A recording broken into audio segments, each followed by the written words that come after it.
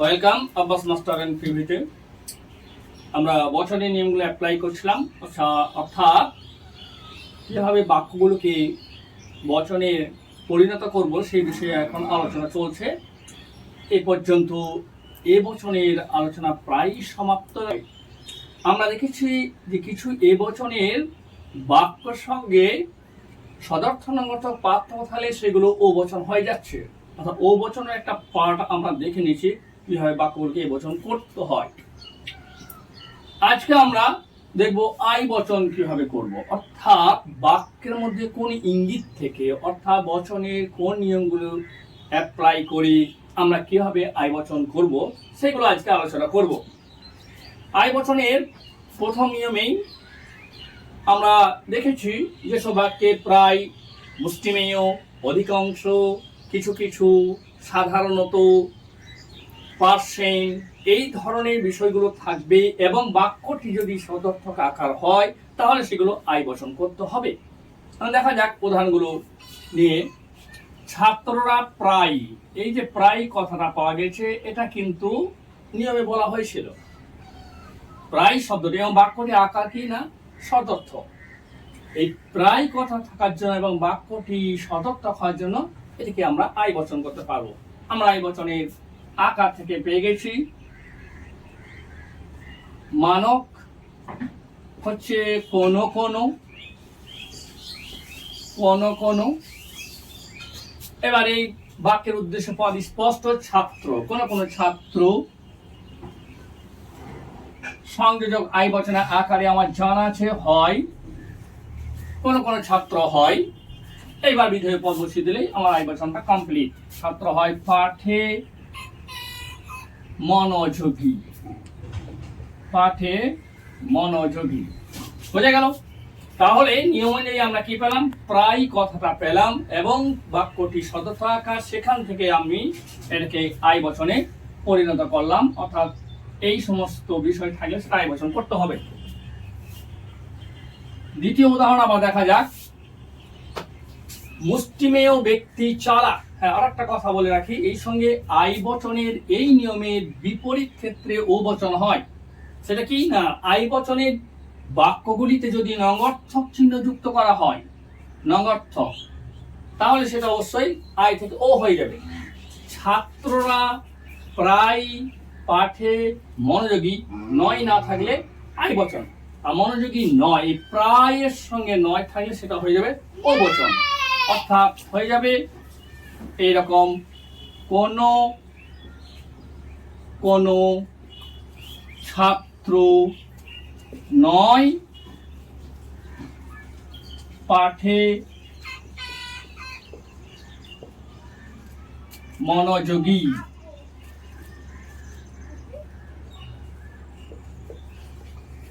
বোঝা গেছে?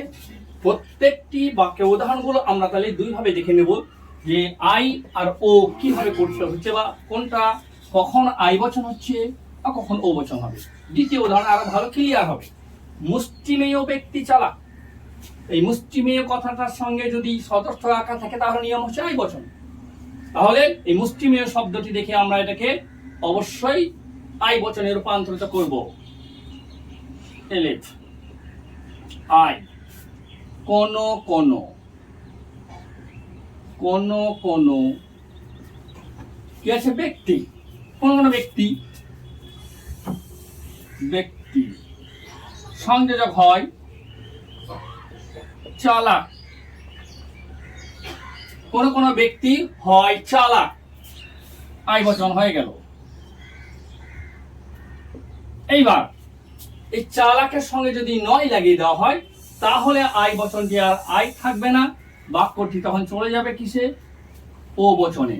যদি নয় লাগিয়ে দেওয়া হয়, মুষ্টিমেয় ব্যক্তি চালাক নয়, অর্থাৎ মুষ্টিমেয় সঙ্গে নয় থাকলে সেটি কিন্তু তখন আই থাকবে না, হয়ে যাবে কি ও বচন। সংযোজক চেঞ্জ নয়। বোঝা গেছে? তাহলে আই বচনের বিপরীত বচন ও বচন, এটা মাথায় রাখলে একসঙ্গে দুটো জিনিস শিখে নেওয়া যাবে।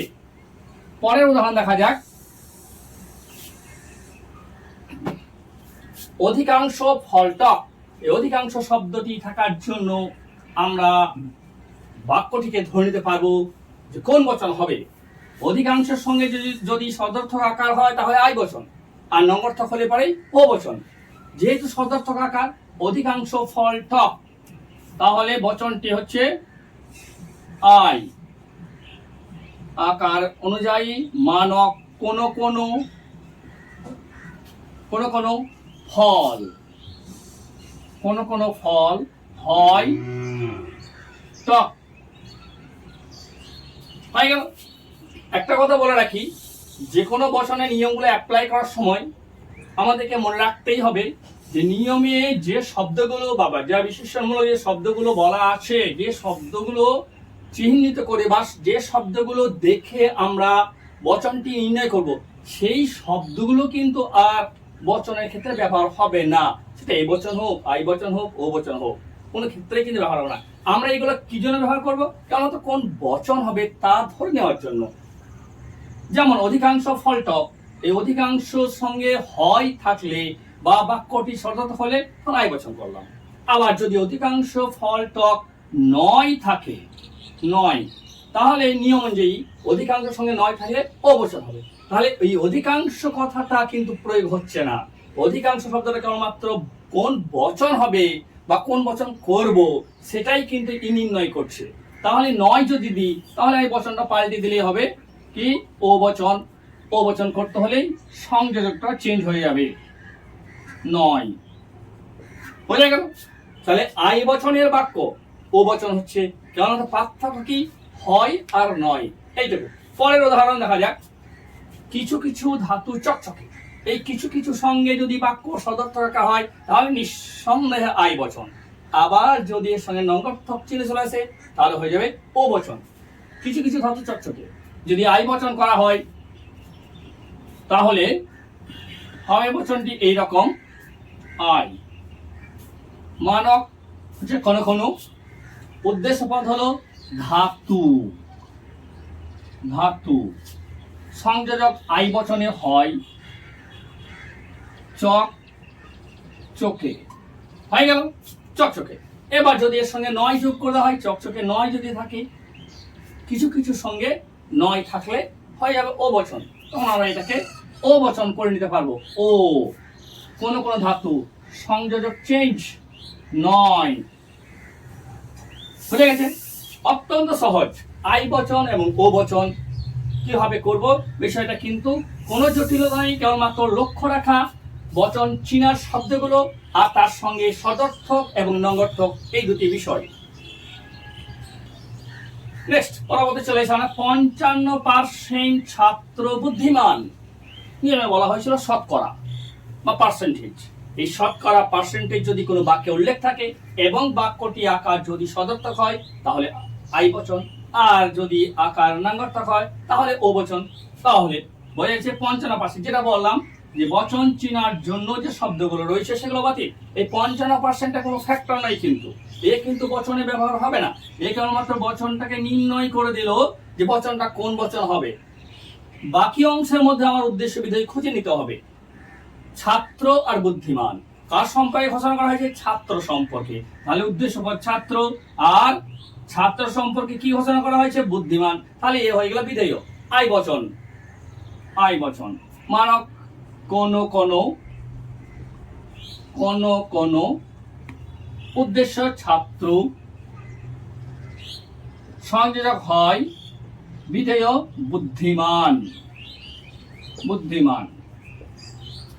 বুঝে গেছে?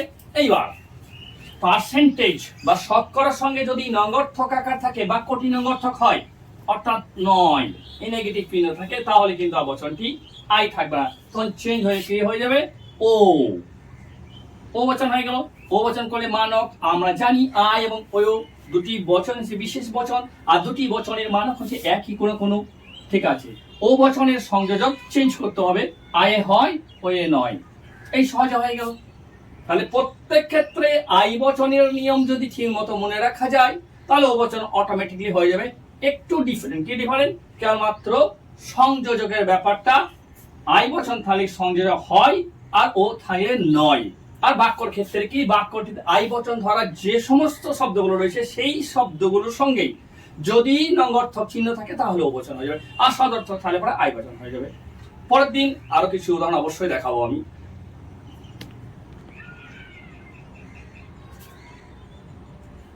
একটা কথা বারবার বলে আসছি, আবার আজও বলবো, এইভাবেই লজিকের ক্লাস বা বচন তৈরি করা খুব সহজেই কিভাবে আমরা বচন তৈরি করতে পারছি এই সমস্ত বিষয় জানতে হলে বা শিখতে হলে বা খুব সহজেই বা সম্পূর্ণ বলা যায় বিনামূল্যে পেতে হলে চ্যানেলটিকে অবশ্যই সাবস্ক্রাইব, কমেন্ট এবং শেয়ার করা প্রয়োজন রয়েছে।